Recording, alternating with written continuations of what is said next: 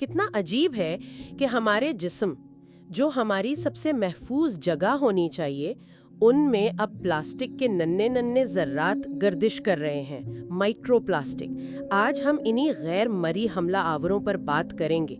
ये हैं क्या, कहाँ से आ रहे हैं और हमारे अंदर कर क्या रहे हैं। इस गहरी तहकीक के लिए हम Stanford, nature, Harvard, BBC, New York times और दूसरे बड़े इदारों की ताज़ा तरीन रिसर्च को देख रहे हैं। मकसद ये है कि इन ज़र्रात के पीछे की साइंस को समझा जाए और हमारे लिए उनके मुमकिना असरात क्या हो सकते हैं। जी, और जो तस्वीर उभर रही है वो वाकई वो गौर तलब है। स्टैनफोर्ड की एक ताज़ा तहकीक का अंदाज़ा है कि हर हफ्ते, अब यूं समझे, तकरीबन 5 ग्राम माइक्रोप्लास्टिक हमारे जिस्म में जा रहा है। 5 ग्राम हर हफ्ते? जी हाँ। ये तो एक क्रेडिट कार्ड जितना वजन बनता है। क्या मतलब हम इतना प्लास्टिक खा रहे हैं? बिल्कुल, या पी रहे हैं, तहकीक तो यही बताती है। नाकाबिले यकीन। और ये सिर्फ हमारे मैदे तक तो महदूद नहीं होंगे, ठीक है ना? नहीं, बिल्कुल नहीं, मामला इससे आगे बढ़ चुका है। कहाँ तक?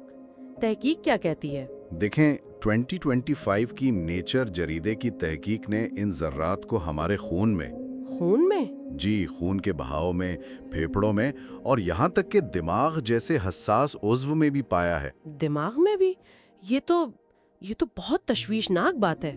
दिमाग तो एक महफूज किला समझा जाता था। जी, इसीलिए ये दरियाफ्त खासी परेशान कुन है। अच्छा, तो इनकी मौजूदगी तो साबित हो गई, लेकिन क्या ये सेहत पर बराह रास्त मनफी असर डाल रहे हैं? कोई सबूत है इसका?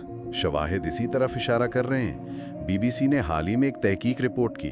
उसमें बताया गया कि जिन लोगों की शरियानों में माइक्रोप्लास्टिक मिले, हाँ? उनमें दिल का दौरा पड़ने या फालिज होने का खतरा 4.5 गुना ज्यादा था। 4.5 गुना? ये तो बहुत बड़ा फर्क है। जी, बहुत बड़ा। लगता है ये जर्रात खून की नालियों में जमकर रुकावट या शायद सोजिश पैदा कर रहे हैं। तो ये सिर्फ दौराने खून का मसला है या नुकसान और भी गहरा हो सकता है? नुकसान ज्यादा गहरा हो सकता है। हार्वर्ड की तहकीक कुछ और बताती है। वो कहते हैं कि ये जर्रात सेल्यूलर लेवल पर ऑक्सीडेटिव तनाव पैदा कर सकते हैं। ऑक्सीडेटिव तनाव मतलब आसान लफ्जों में? आसान लफ्जों में समझें कि ये खलियों के अंदर एक कीमियाई दबाव है। जैसे जंग लगने का अमल नहीं होता है, ये हमारे डीएनए को नुकसान पहुंचा सकता है और हमारे जीन्स के काम करने के तरीके को भी बदल सकता है। डीएनए को नुकसान? ये तो बुनियादी सतह पर मुदाखलत है। मतलब ये सिर्फ जिस्मानी रुकावट नहीं? बिल्कुल, ये हयातियाती अमल में गड़बड़ कर सकते हैं। ओह, अच्छा, तो दूसरे निज़ाम जैसे फेफड़े या आंतें या तौलीदी सेहत, क्या उन पर भी असरात है? हाँ, खदशात तो कई तरफ हैं।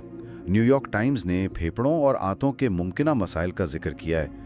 यहाँ तक कि कैंसर के खतरे में इजाफे की बात भी हुई है। और तौलीदी सेहत?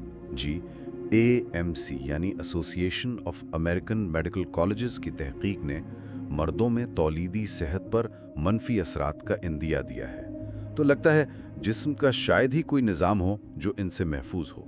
ये तो हर तरफ से घेर रहे हैं। लेकिन एक मिनट, ये आ कहाँ से रहे हैं आखिर? क्या हम इनसे बच सकते हैं? यही तो सबसे मुश्किल सवाल है। देखें, जेफरसन हेल्थ की तहकीक कहती है ये बोतलों के पानी में है, खाने की पैकेजिंग में, हवा में, मिट्टी में, समुद्री ग़िज़ा में, यहाँ तक कि नलके के पानी में भी। हर जगह? तो मुकम्मल परहेज तो नामुमकिन लगता है। तकरीबन नामुमकिन। और क्या ये जिस्म में जमा होते रहते हैं या निकल जाते हैं? नहीं, ये जमा होते हैं, खास तौर पर जो बहुत छोटे जर्रात हैं। PMC यानी पबमेड सेंट्रल की तहकीक कहती है कि 150 माइक्रोमीटर से छोटे जर्रात आंतों से गुजरकर जिस्म में दाखिल हो सकते हैं और वहीं ठहर सकते हैं। ठहर सकते हैं मतलब वक्त के साथ साथ इनकी मिकदार बढ़ती जाती है? बिल्कुल, और यही बात लंबे अरसे के असरात का खदशा बढ़ाती है। तो जो असरात आज नजर आ रहे हैं वो तो शायद सिर्फ शुरुआत हो। यही सबसे बड़ा सवाल है। स्टैनफोर्ड की तहकीक भी यही कहती है कि इनके तवील मुद्दती असरात जैसे दायमी सोजिश या दूसरी बीमारियां वो अभी पूरी तरह समझे नहीं गए हैं। हम एक ऐसे मसले को देख रहे हैं जिसकी पूरी शक्ल अभी सामने आनी है।